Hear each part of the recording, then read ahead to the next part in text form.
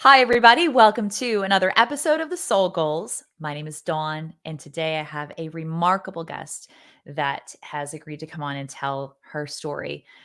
I have the awesome Makenzee Mason, hailing, by the way, originally from Ohio, correct? Correct.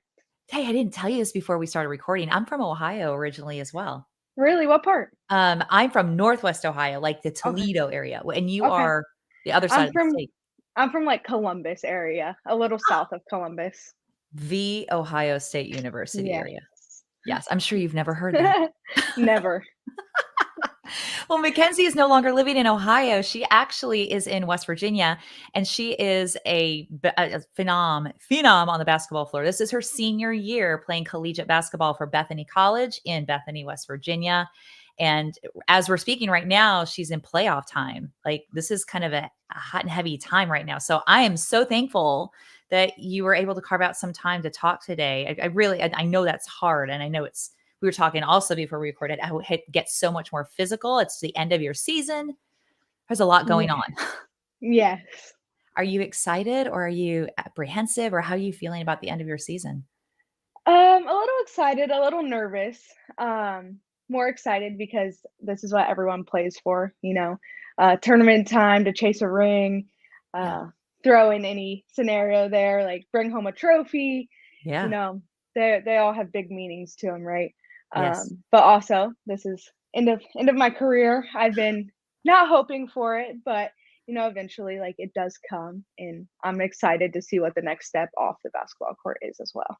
Yeah. I think when you get to that point, because are you 20, 21 at this point? 21. 21. Mhm. Yeah. I mean, your life is ahead of you and you're going, oh, wow. Like you see the finality of all the years that you put into your sport. And you're like, wow, it's definitely like life is now. The next door is opening. Yeah, And walking through that can be, yeah, it can be, all the emotions, all the things, I guess, right? Yeah. all of them. Yeah. It's I like to call it a whirlwind. Yes. On any Everything given just day. keeps spinning, yes. Right, right. Well, Mackenzie has agreed to come on, like I said, and share her story. Um, she's a standout high school athlete, multi-sport, by the way, I found out, not just Yes. basketball, right? You could have Yes. gone collegiate soccer as well, Yes. which is awesome. Okay, so collegiate sport chose basketball, but through her high school career, multi-sport athlete. Um, However, her high school athletic career was plagued by sexual assault at the hands of a trusted coach that she had over the course of a year and a half to 2 years.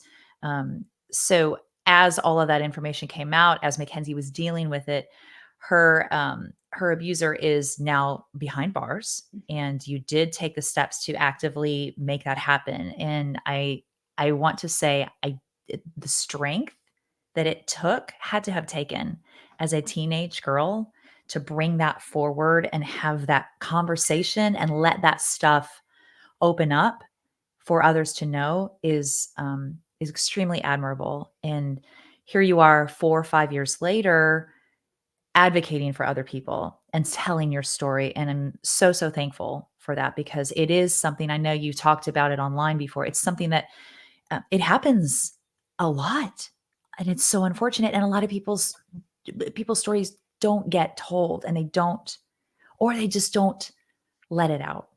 Yeah.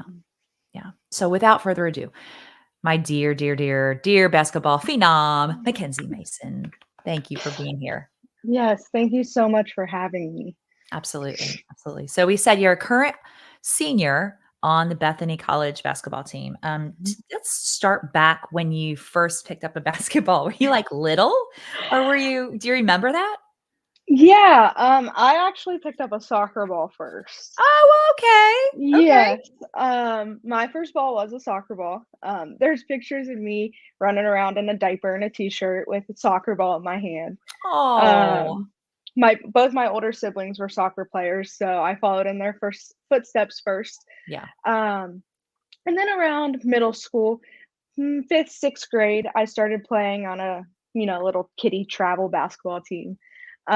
And I instantly fell in love. Oh, that's great. I think it was one of those things where it was like challenging and hard and new. Soccer came pretty natural to me, Yeah. but basketball, it was a challenge. Okay. And I think that's what drew me to it the most. Yeah, yeah. What was the most challenging thing for you? Do you if you look back, like Dribbling with my left hand. 'cause are you right-handed? Yes. Yeah, yeah, yeah, that ambidextrous situation. I don't know. I've tried that with a basketball. Yeah, it's Yeah. yeah, no. Yeah. Right. But Yeah. yeah, ever since I picked it up in 5th, 6th grade, then in middle school, I started playing for the school because our school did have a middle school basketball team. Okay. And then it just kinda kept rolling from there. I Mm. started playing in summer leagues, and I would dribble around my neighborhood with basketballs and, like, to stay in shape. I would make obstacle courses down in our basement Aw. and, like, would teach myself how to dribble, and, like, I'd, like, dribble under sticks and Oh, that's amazing. yeah. So at a very young age, you were dedicated to, like, this challenge. Yes. Oh, it's awesome. So Mhm. when did you know this I'm gonna jump ahead just a little bit. When did you know you Mhm. wanted to play basketball in college? Honestly, I started getting recruited my junior summer of high school. Okay. And then from then I was like, "Yeah, I think I'm gonna go play basketball." But I was actually on my way to a soccer tournament game my senior year when I called. Now my head coach is Michaela Lopez, but at the time it was Brian Sampson. Yeah. And I was like, "Hey, I'm ready. Like, I'm gonna come play for you." And Oh he my was gosh. like, "Don't you have a tournament game today?" I was like, "Yeah, I'm on the bus, but I just wanted to let you know, like, I'm ready." I'm just gonna go back. You said you were headed to a soccer tournament, and you're Yeah. calling your future collegiate basketball coach, "Hey." Yep. Oh, man, that's awesome. So that had to have been tell me about that feeling because and we're gonna go back into your story, your high school story, but tell me, how did you feel making that phone call after everything that had transpired for you over the course of the previous year and a half or so? I felt relieved. Yeah, A lot of my recruiting process, I knew I didn't wanna stay in state for school, and yeah, I've been very independent most of my life. Like, I would go to my room and I would draw or I would play with Barbies or, yeah, so I was very independent. So I knew, like, I wanted to go out of state. So I was almost relieved when I made the call. yeah, 1, it's a very hard process to get recruited because you're going on all these visits and you have to have all these almost adult conversations and you're 17, 16, 17, 18. right. So then when you finally make the call, it's like, okay, a weight is lifted. I can just go be an athlete. I Yeah, don't have to worry about injuries because at the D3 level, it's technically academic scholarships. It's right, not athletic, so you can't get them pulled. So right. then I was like, I can just go play freely. I don't this is one less thing off my plate. Yeah, yeah. That makes complete sense. Mhm, Absolutely. Let's go back into your high school career. So you were playing multiple sports, knowing ultimately that kind of basketball was that challenge, and mhm. that's really where you wanted to go. Um, it started in you said 2018, and it happened over the course until 2020. Yes. You were actively groomed Mhm. by a coach that worked with you, basketball coach, correct? Yes. Tell me a little bit about how that process started if you're looking back at it now, because as a 15, 16-year-old girl, I mean, I have 2 daughters. I don't know that that would be something that would ever be on the forefront of their mind that to know that that was occurring. Yes. So actually it goes back a little farther than me, Okay. which I think is again, it's still all crazy to me. Like even when I tell my story and I'm like, yeah, I mean, it was before me that my family was being groomed. A My very good family friend coached my older sister in basketball. So this is how long he's been in the school district, right? Very good family friend of my mom. My dad, he's kind of quiet, so Mhm. he kind of like stayed off to the side. But again, knew him for since I was little, before I even started playing basketball. Yeah. There's my sister when she was playing in her tournament games. There's a picture of me running around in a pink North Face and balloons, and I was just, the Yeah. excited little sister. So this is how long I've known him. I He's was that been little a part of your girl running family. around. Mhm. Yeah, he's been a part of your family unit, Yep. basically. And then of Wow. course knew my older brother too. Older brother was an athlete as well. Okay. Um, so there's this long line of, hey, like we trust him. My Mhm. my oldest played for him. Um, and then you always kind of heard stories, right? Yeah. Of, well, there was people speculated that this was happening back when my sister was in high school and in the school district that he was before this. Mhm. And then when you're in the middle of it, it doesn't seem like you're being groomed. Yeah. Like it seems like a coach player dynamic, a mentor young child that's just kind of looking for a direction, right? Yeah, yeah. Um, there was a lot of times that it was simply just, "Hey, you're a very good basketball player. You need to get in the gym, get extra work, and you're gonna be great," right? Yeah. Because every athlete wants to hear, "You're gonna Yeah. be great someday." Yeah. By their coach, especially, and Yes. it's somebody that you know so intimately that Mhm. you've gone your family has ties with. Yeah. Yeah. I remember in 8th grade, there was 3 of us that he took to a high school summer tournament, Mhm. and he was like, "You guys are gonna be, like, very good players coming in freshman year, like, come with my team to this," I think Finley Shootout is Okay. what they called it, and again, at the time, you're like, "Well, like, okay, like, Yeah. yeah, I wanna go play with the high schoolers," Yeah, yeah. and then sitting back now and looking at these things, it's like, should an 8th grader really be going to a high school tournament? Yeah. You Yeah. know? It So throws up a questionable little flag for sure. yes. Yeah. So at the time, like, again, like, never would I have thought, like, oh, like, these little compliments or side comments or, "Hey, like, you look like you've been getting in the weight room, like, you look good." Like, Mhm. you Mhm. don't think about it until, you know, you get older and you start reading other people's stories, and Yeah. I'm in psychology, so then I start learning about these habits and how these people portray themselves, and I'm like, "Wait a second."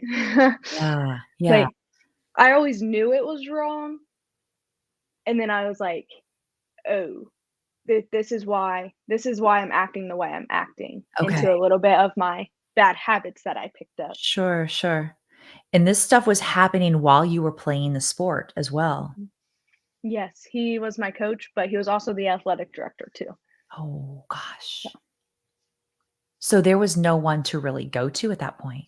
no. Yeah. Tell me about how you came out with your story and who you came Mhm. to first.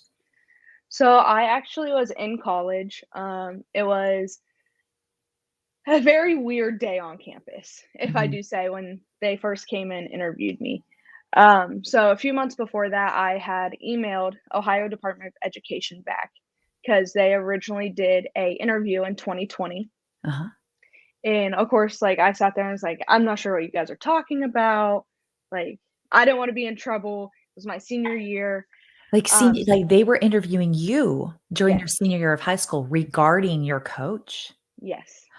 Oh my gosh. Hmm. So there was enough history Yes, with this gentleman that there was a trail and they were yes. I understand. Okay. And then the school also interviewed me in Okay. 2020, and they basically they didn't make me out to be like, "This is all your fault," but it kinda was, "Listen, stay away, Yeah. like, go graduate, like, I don't wanna hear anything else about this." Oh, wow. So, again, not very victim safe in that Right. scenario, but Right. I also was like, "Okay, like, I got it, like, I just wanna graduate and get out of here." Yeah, you're a 17-year-old, you're a Mhm. senior in your senior year.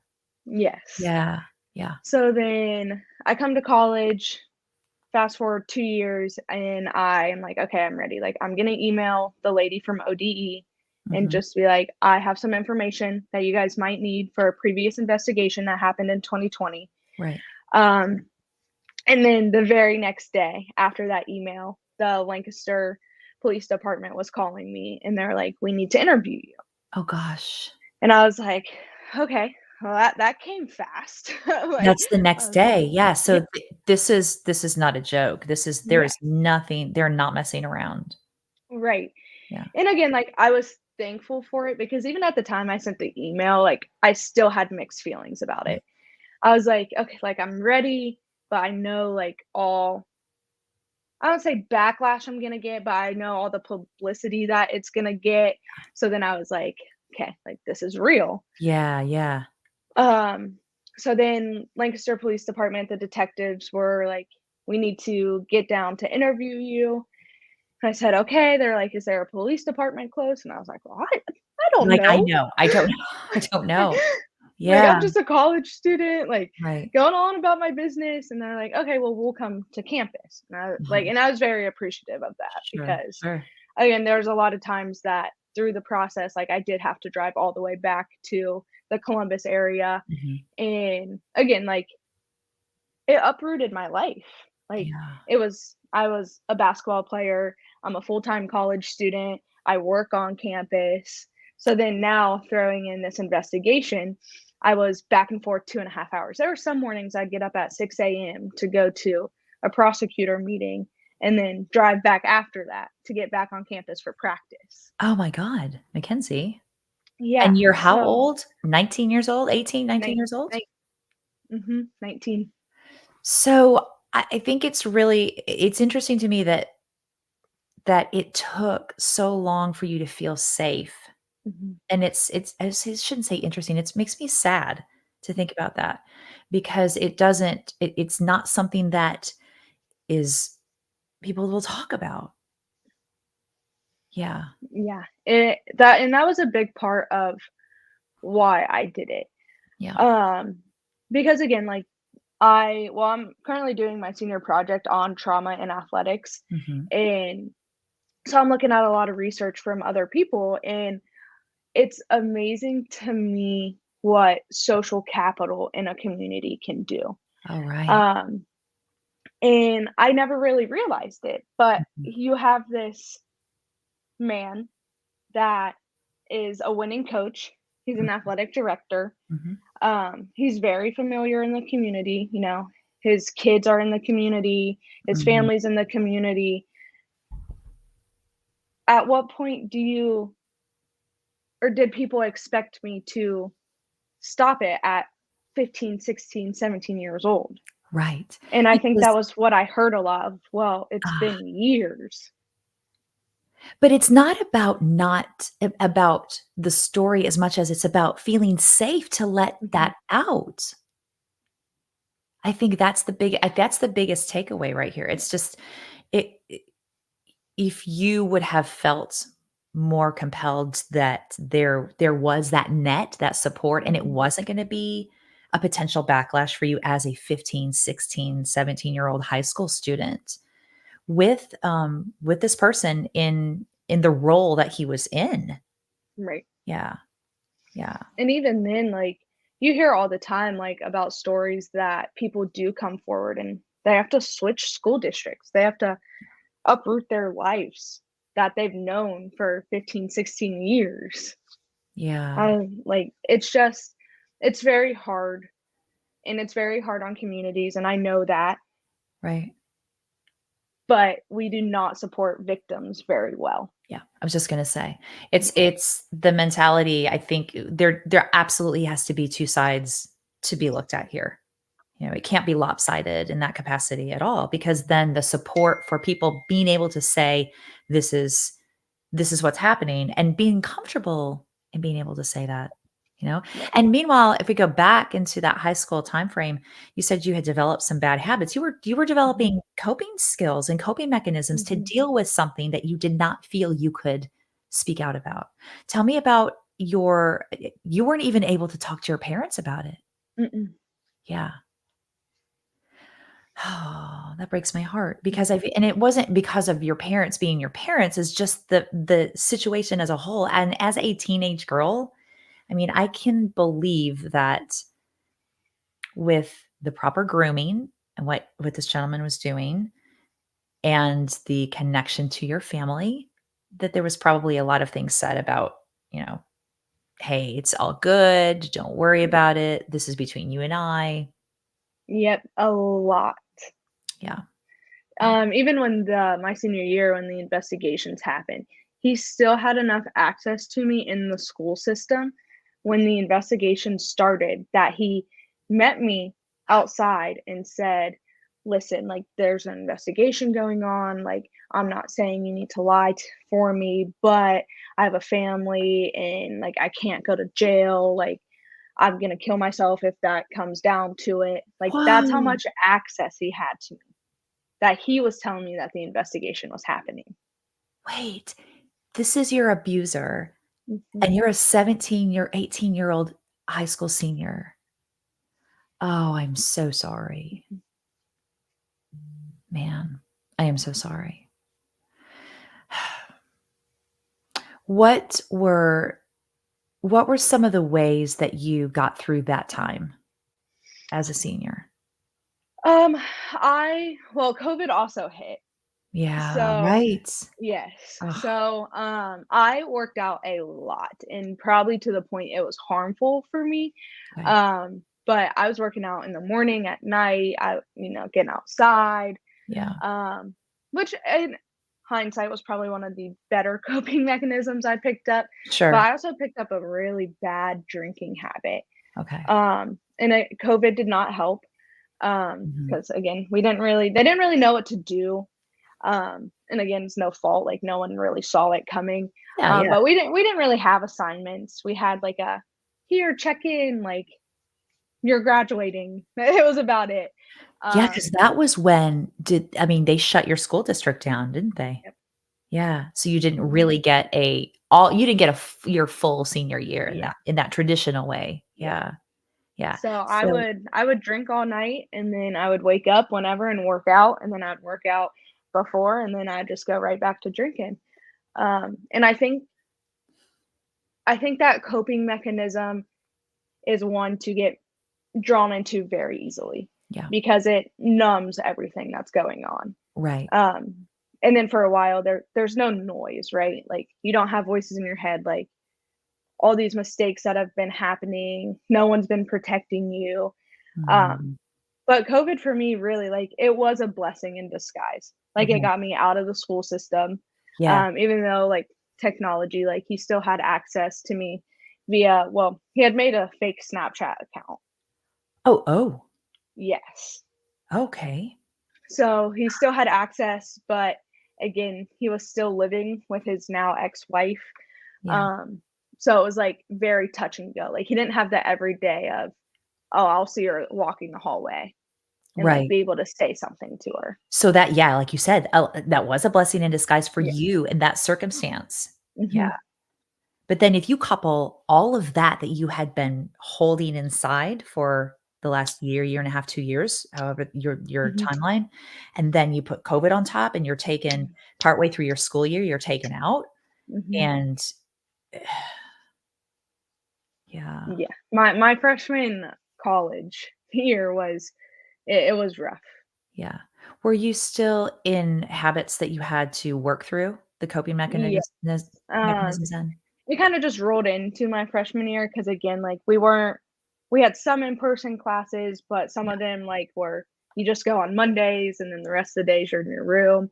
yeah, So again, like, it kinda, now this is not the blessing in disguise, right? Like, right. I could continue drinking every night, and then I would just wake up, do Zoom class, and again, I don't know how many people actually listen to Zoom class. Yeah, And then I'd just go to basketball, and it was like a never ending cycle, but my body got so used to it and the alcohol that very few people could tell the cycle I was in mhm.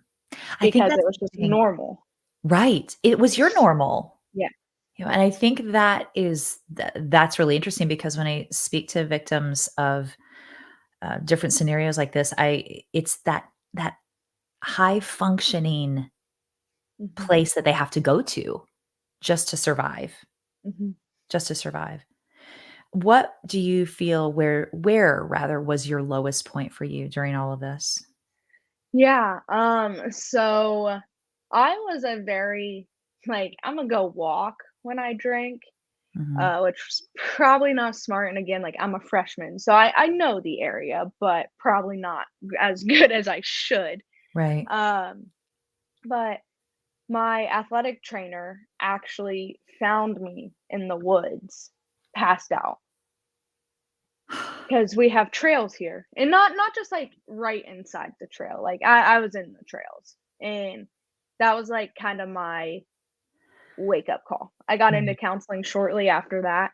Yeah. Even though like I always say like she had to drag me to counseling, not Yeah. really, but I was like, "Are you gonna come sit here with me because I don't like this lady. I've never met her. Yeah. I don't like her." Yeah. I was not one to open up, but it was the bits and pieces that I was throwing my athletic trainer of like, I don't want to go home. Mhm. I'm drinking a lot.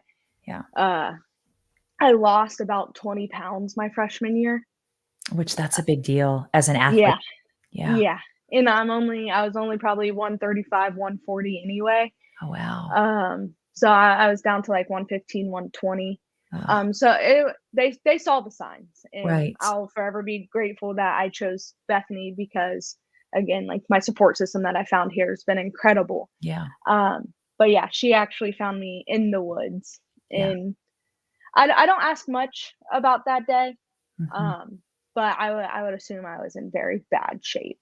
Yeah. Yeah. It's that's a piece that we're just going to set over here and just understand that it happened to get you Mhm. to the help that you needed and Yeah. that um yeah, that the angel trainer was right there with you, Mhm. watching out for you. Were any of your high school coaches aware until that point about what you had been going through as a high school student? Did anybody know? Um, I don't wanna say they knew.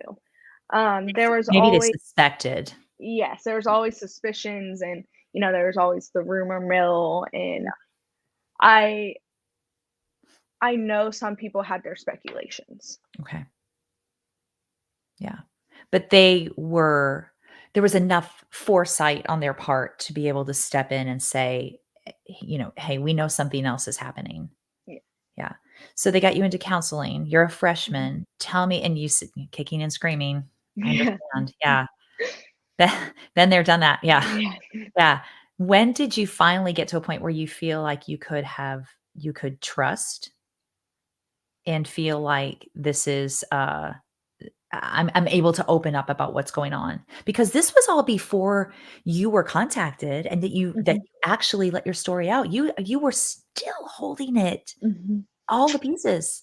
Yeah, so I was in counseling for about a year before I finally came out with my story, but Wow. and I would still say through counseling, there was moments that I was like, "Yeah, we're gonna do this." Like, Imma dig in, like, here's some gory, horrible details and work through that, and our school counselor was great. Yeah. Um, and then shortly after I come out with my story, I do get into a trauma counselor that Okay. specializes in trauma. Um, she's great. We're like besties now. Oh, good. Good. There's still days where she was like, "You're not feeling." And I was like, "Yeah, yeah, I know." But Oh, wow. she's like, "Here, this is you. This is an anger iceberg, and then there's all these emotions down here, but Yeah. you just categorize them as anger." So, but she's great. Yeah. I try to open up. There's still days where I'm like, "Yeah, Not I'm ready. not sure today is the day," Yeah. but Yeah. And it's probably a pretty fine line for you to walk mhm, as an athlete because there's a big part that's like, I have to unload this piece and I have to mhm, get to the next healthy version of myself, which is mhm, always layers of that you're going to experience as you go through your healing, as we all do as we grow. But understanding when it's safe to do it for you based mhm, on what your obligations and responsibilities are, I think is a big part. And then not negating the fact that you're having a feeling about it, mhm. you know? Yeah, I I love to just not feel. Even still to this day, I'm like, we'll deal with that one later." Yeah. But I've gotten better about it and, like, knowing, like, "Okay, I'm angry today, like, let's not take it out on everyone around Well, me, that's like, yeah, well, that's let's bring it great. in." Mhm. But yeah, I used to be very angry and everyone could tell I was very angry. Yeah. Um, but I think learning and, growing and counseling, and I've gotten better at, seeing the signs of like, Yeah. okay, that just triggered me a little bit. Like I'm gonna take a step back. I have a lot better coping mechanisms For sure. now, Yeah. but And when you were in high school, was that anger a big thing? Was that yes. something for you? Yeah. Which is, I think, why I was such a good soccer player. Okay. On the Okay. on the You're soccer like, field, you could get away with a lot. oh, So yeah. then I would just, let it all out. Yeah. Yeah. I've heard other athletes talk about that too, and that whole capacity of using their sport as their release, basically. Mhm. Yeah. Tell me how you felt about basketball at a certain point, because I know I read at one point it was, as much as it's your saving grace, there were points for you where it was not. Yes. So basketball has always been a love-hate relationship for me. Okay. Especially since high school. As much as I loved being on the court, I also knew what came with being on the court. Yeah. And that was years of grooming and abuse and not even sexual abuse, but emotional abuse because here's this person telling me like you're a great basketball player, like you're gonna be a star, like you gotta keep working. And then I'd go to practice and it was like a flip of a switch.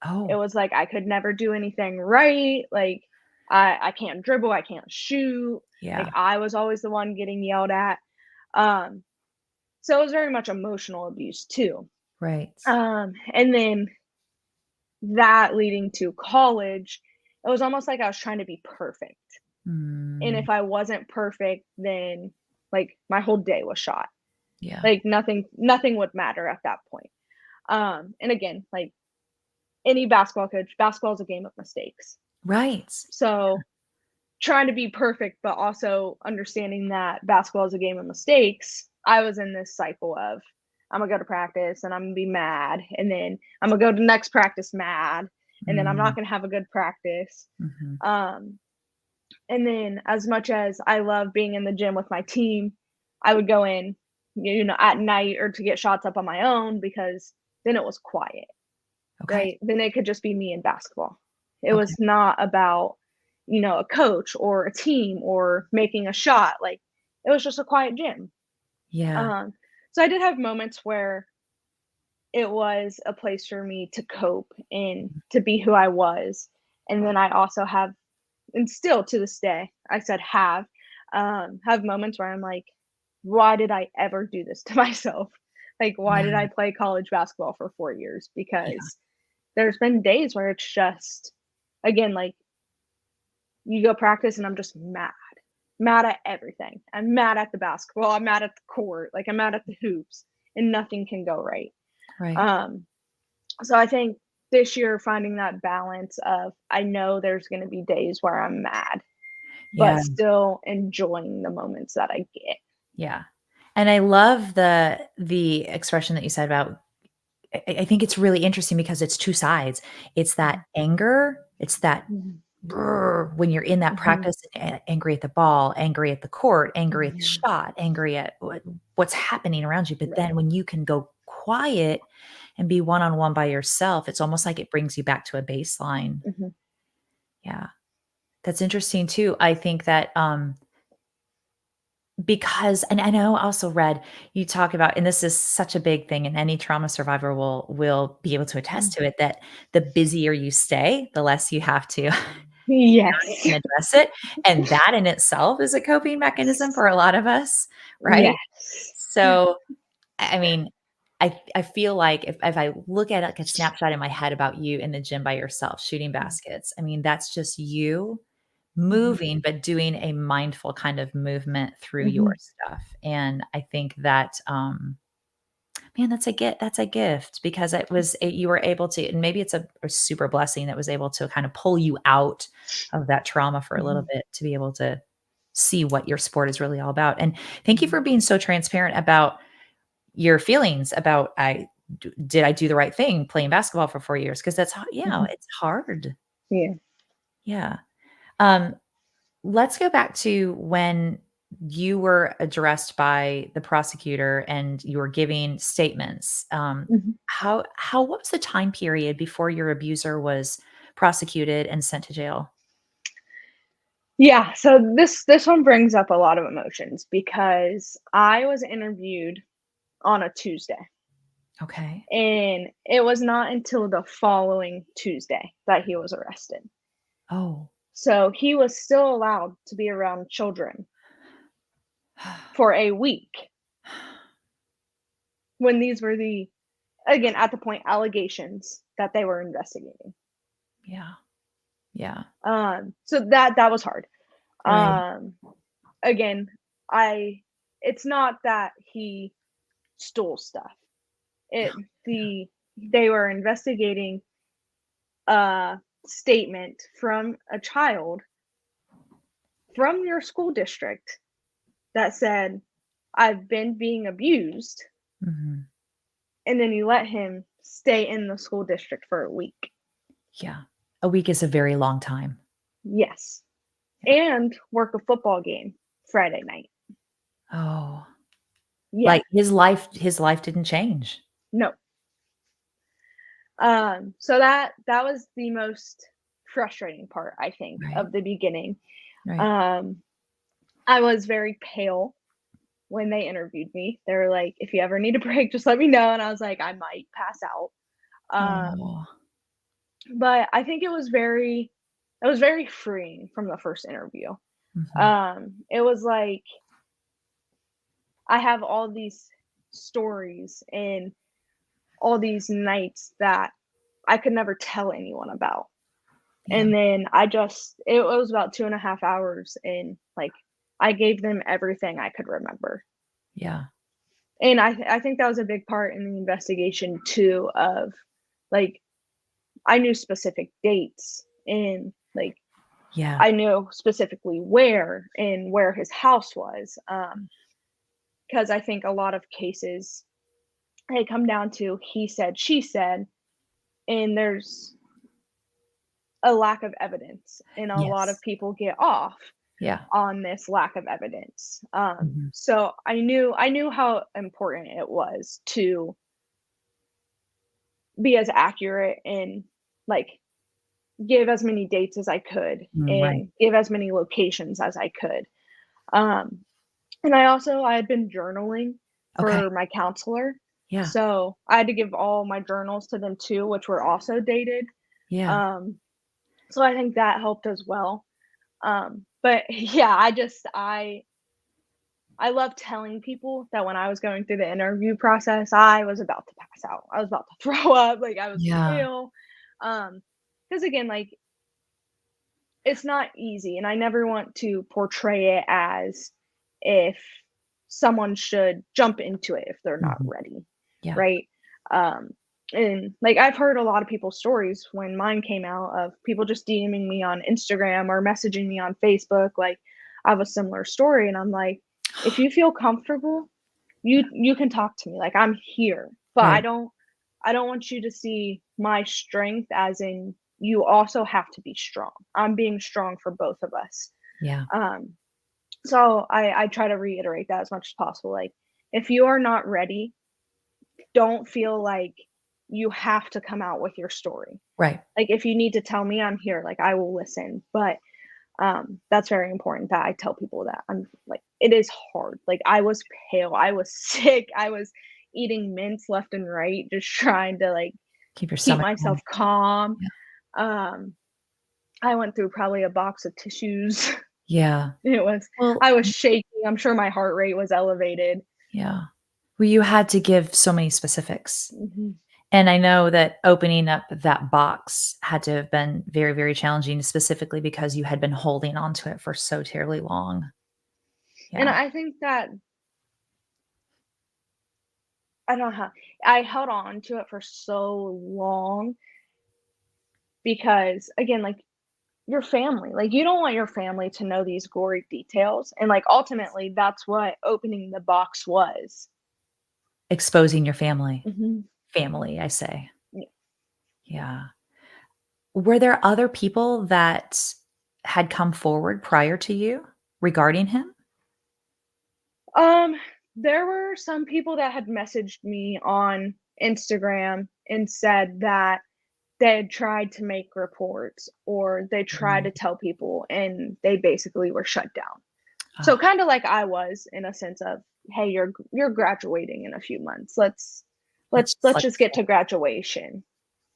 oh, Mackenzie, I'm so sorry. I just feel I just go back again what I said earlier, like the strength that it took for you to make that decision to make that phone call or to send that email and Mhm. say, "Hey, I have some information that I'd like to share," and opening up that box. Eh, Man, that's huge. That's huge. And I want to tell everybody that your abuser is he was prosecuted. He is in Yes. jail currently, correct? Yes. Yeah. What is that situation for him in terms of his time behind bars? He got 4.5 years, Mhm. um, which also is kind of a sore subject because Yeah. they could have, I always forget the words, but basically they could have stacked the sentences. Okay. So for each count, he could have got 4.5 years. So he could have got up to, I think, 18. Um, And he just got the but one count. yeah, they let him serve him, I think concurrently maybe is the word. Okay. So they all get stacked into one. So he Yeah. got 4.5 years, How which but that's a whole other we could go down yeah. that rabbit hole all day long, yeah. How, tell me about seeing him when you were like, when you were with the prosecution, when all of that was happening. Yeah, so the only time that I actually saw him was the final court date. Okay. Um, I didn't go to any of like the sentencing hearing or the bond hearing or any of that. Yeah. I actually think those were on Zoom. Yeah. Um, it was empowering, I think is the Okay. word I'm gonna go with. Um, Again, from the moment I walked into the courtroom, I pale. Yeah. Mints, tissues. Um, I was holding so many people's hands, just trying to stay calm. Yeah. But I did give a victim statement, which I don't really like calling them victim statements because, like, I like the word survivors. Yeah. Um, I understand. but that is what they call them in the courtroom. And even Misty was my victim advocate, and she was like, "You can call whatever you want to call it, girl." I was Yeah. like, "Perfect, sounds Yeah. great." But she was standing up there next to me, and she's like, "If at any point, you need to take a step and just collect yourself, or you need me to read it, Yeah. like I am here for you." And Mhm. I was like, "No, like I'm gonna get through this. Like this one's for me." Yeah. Um, and honestly, I don't think I made eye contact with him once. Yeah. I looked at the judge when I was reading it, and I was looking down at the paper and trying to keep the tears from running down my face. Sure.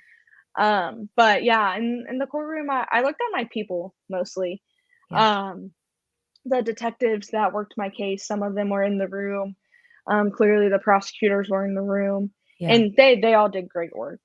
Um, Again, there were some things where I'm like, this don't make a whole lot of sense, but for the most, they did great work. Yeah. They were there for me. They were very victim oriented. Um, and then I think the only time I probably looked at him was when they put the handcuffs on him. Oh, wow. Talk about a moment. Mhm. Yeah. And How everything went quiet. Like there Yeah. was chatter, but I was like almost a little black too. Like like when a movie's over and like the screen starts to get black. Like that's kind of how I was feeling. Like Yeah. everything around me was black and it was just him Yeah. getting handcuffed. How soon did you feel, safe after that happened? Um Honestly, I would probably say I didn't feel safe until I came back to school. Okay. Um I feel safe in my hometown now, but Mhm. I think there's still just that bad aura in the air Yes. with my hometown. Yeah. Um, and again, for like, I love going to see my family. I love spending Yeah. time with my family. Um, but yeah, I feel like there'll always be that little bit of bad aura in the air. Mhm. Um, but then you also like coming back and forth and being in town, there's just, you never really know who's on your side and who's not on your side. So Right. like I'm still to this day very careful about like if I go out, like it's usually with both my parents. Like Right. I don't really like go out to any of the bars in town. Like Mhm. I kind of when I'm home to see my family, and if we go out to eat, it's with them. Like I don't really run around by myself. Yeah. That makes me sad too because it's your hometown and Hmm. you should feel secure in your space, but I completely understand why you wouldn't, and anyone listening to this would understand that from your words for sure. So you still feel like there's yeah, you talk a lot about, backlash because was your town is small too, right? Hmm. Yeah. Yes. So what was some of the things that were coming at you? I mean, were people saying stuff to your family? Were they saying stuff to you specifically? I think what helped in my scenario was I was the last kid to go through the school system. Ah, So right. my family, they all work in the Columbus area, so Mhm. it's not like we weren't out running around in town. Okay. So there was never really a moment where someone had a chance to say anything. I Okay. will say, like, in church, there a lot of people were like, "Hey, tell Mackenzie that I'm really sorry, like, I'm here for her." Yeah. So there was a lot of good, it was honestly mostly online stuff, Yeah. which it was very hard. There were moments where my trainer, who's, like, my second mom now, is like, "Give me your phone. Like, just Okay. take a break from it, like, Let's you do yeah. not need to read everything." Yeah. Um, so again, like a lot of the stuff that you see with every case of she knew what she was doing, like she was old enough to know. Um, there were people saying it was my fault that I wanted it and I went after him and he was a married man with a family and yeah. You can just it's like textbook, what people Right. say. Right. Um, so yeah, there were definitely moments where I definitely needed someone to take my phone and Yeah. get out of the cycle of reading what people anonymously put on a social media platform. And there you said it anonymously too. Yes. Yeah. So that says a lot. You're not willing to put your face and your name out there behind your statement, but Yes. you were. Yes. See the difference. Yeah. It's the Yeah. strong versus the not so strong, I'm just Mhm. gonna say. Yeah. Yeah. Golly, I'm just so proud of you. It's a really, really hard thing, and now I wanna tell everybody that your major is you have a psychology major? Yes, I actually passed my psychology comps in the winter. So we do comprehensive exams that are 9 hours long, Okay. 8 written and 1 hour of they say an oral test, but it's mostly like a, "Hey, this is what you missed, like, can we talk through it?" Yeah. So I did pass that one in the winter. Okay. So I will 100% graduate with a psychology degree with a human service emphasis, and then Okay. I will take my sports medicine comp in the spring, Okay. in like 2 months.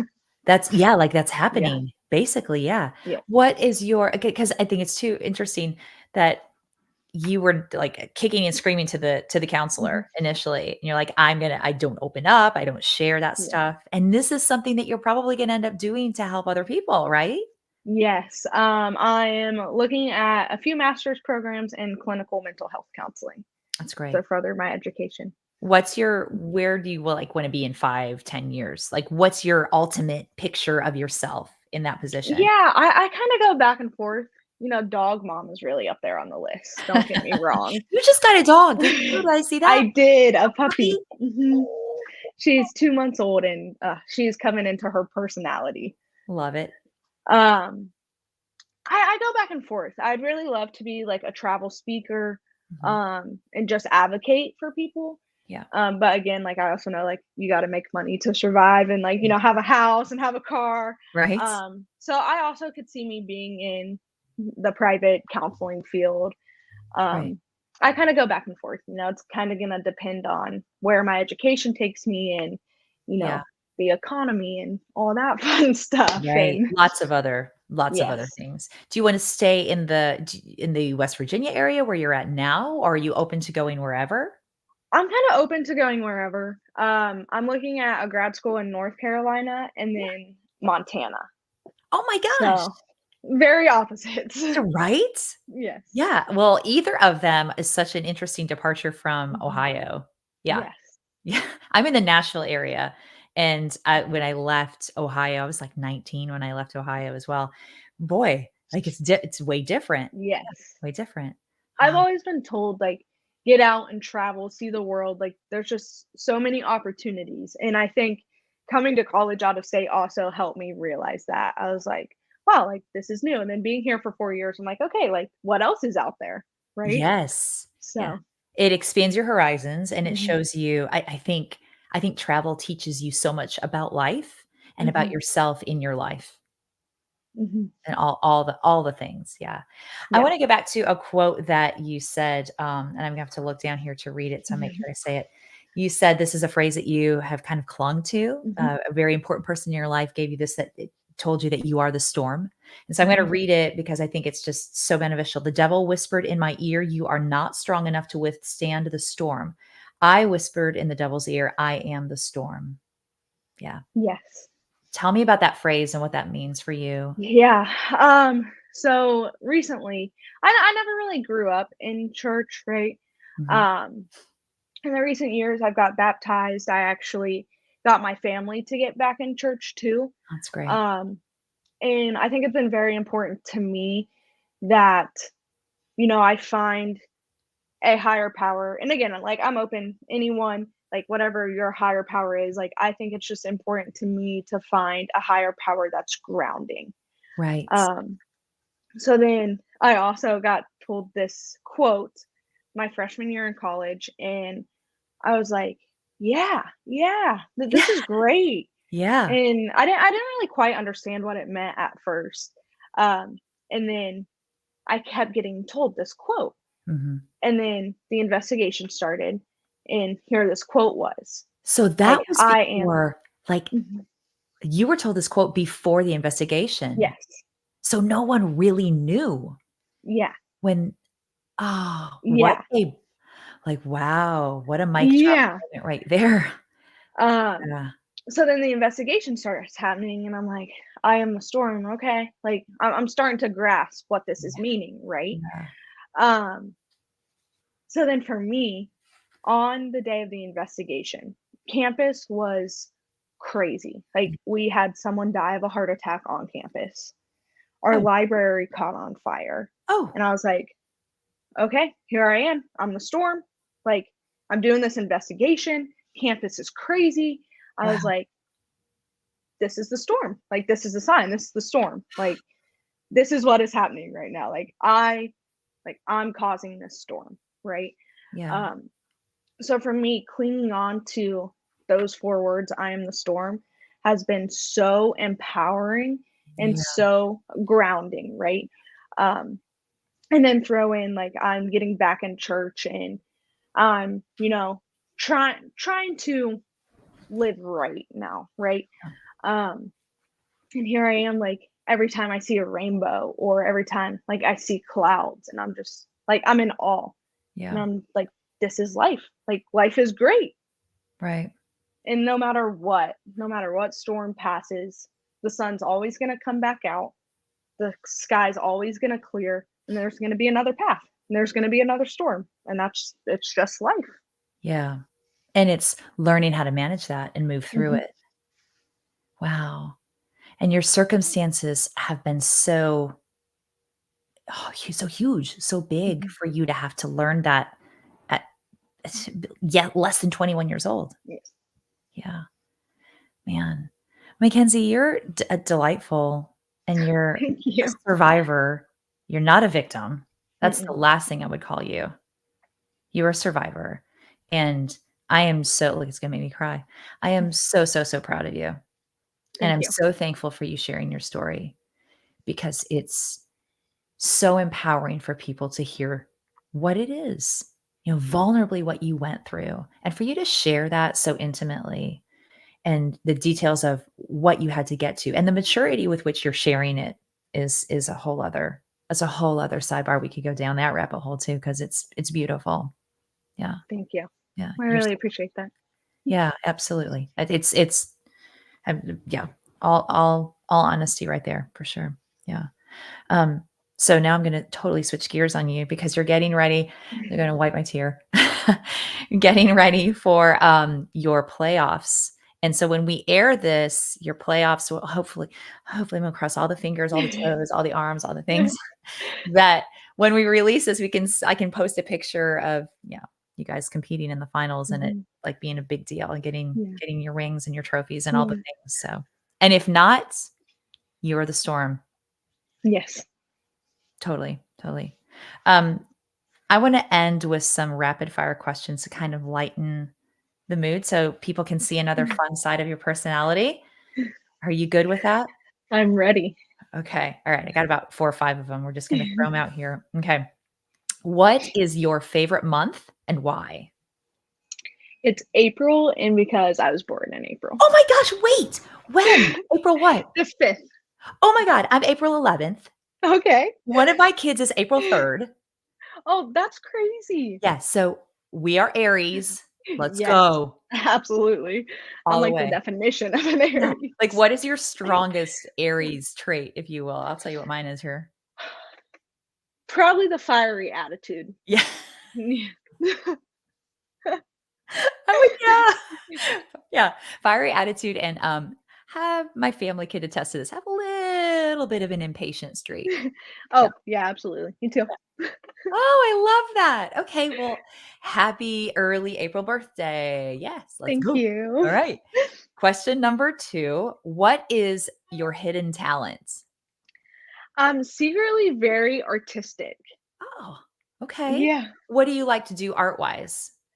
Um, it kinda depends. I like to paint, but I also like to make things. So, like, love 3D puzzles. I love, like, putting together flower arrangements. Yeah. Yeah. But, yeah, I'm secretly artistic. I'm actually in art class right now too. Oh, So, fun. senior year. I know you're looking for things to fill your schedule because all your core stuff is done. Like, what the Yep. psychology stuff is it was Yep. the hard part is, whew, Yep. you have your schooling anyway is like, "Okay, Yeah. all right, I got through that one. Yeah. I am the storm." Yes, amen. All right, number 3, this will be a good one. What time do you usually wake up in the morning? Probably gonna be different every day. Yeah, I've been on a strict 7:30 schedule, Okay. especially since getting the puppy.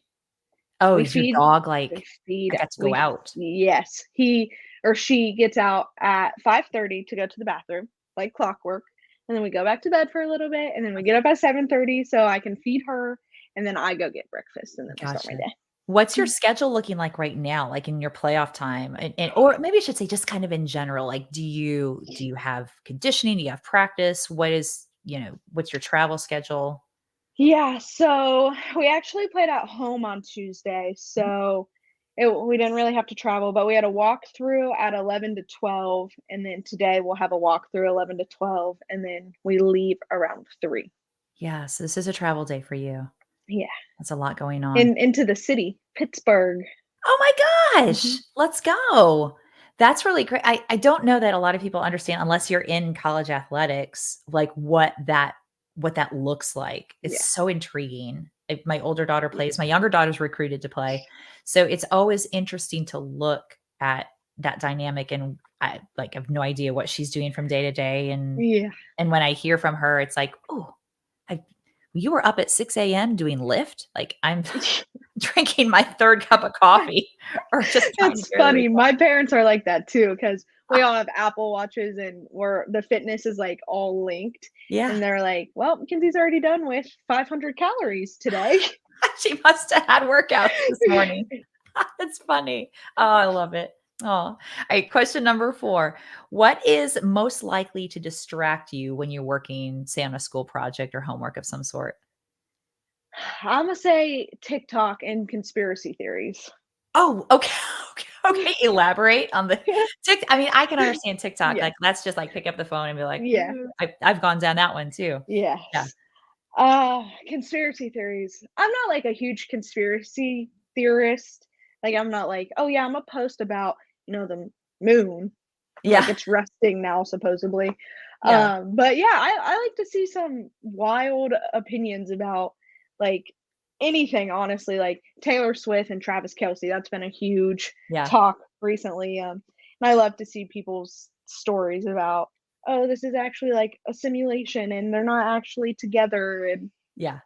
so Well, not like me personally like, "Oh, yeah, here's a conspiracy theory," like, I wanna talk about, but I like to see others' opinions about things. Well, I think that makes you probably a pretty well-rounded person Mhm. because I think if you stick specifically with people that have the same opinion as you do and you don't think outside the box and listen to other people's perspectives, you don't really grow as a person and you don't Right. learn that, hey, well, that's an interesting point. I've never thought Yeah. about it like that. And you may shift your thoughts. Yeah. Mhm.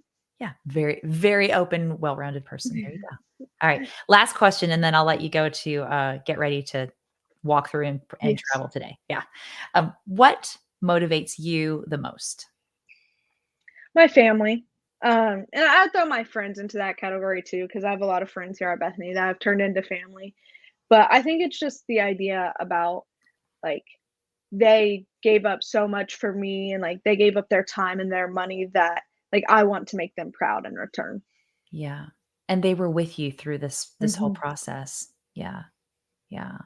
Oh, well, Mackenzie, I'm so, so, so happy that you are in a good place, Mhm. that you are getting ready to graduate and moving to the next season, if you will, Yes. of your life, whatever that encounters. I will be looking forward to following your where you end up for grad school Yes. and how well Thank that looks you. for you. I think you're going to be magnificent in whatever you do. And I know that a lot of times we look at like our traumas as being what was a blessing for our trauma. But if I had to sit here and just say, like listening to you talk about your trauma and what you went through, I mean, the blessing is that you have a voice. Mm. You have a voice and you're using it and you're doing it so, so beautifully for other people. So thank you for that. Yes. Thank you for having me so much too. Oh, you're welcome. All right. Mm. So what is your mascot? The Bisons? Yep. Let's go Bisons. Yes. I'll be cheering for you from the Nashville area. Thank you. All right. Y'all have a great day.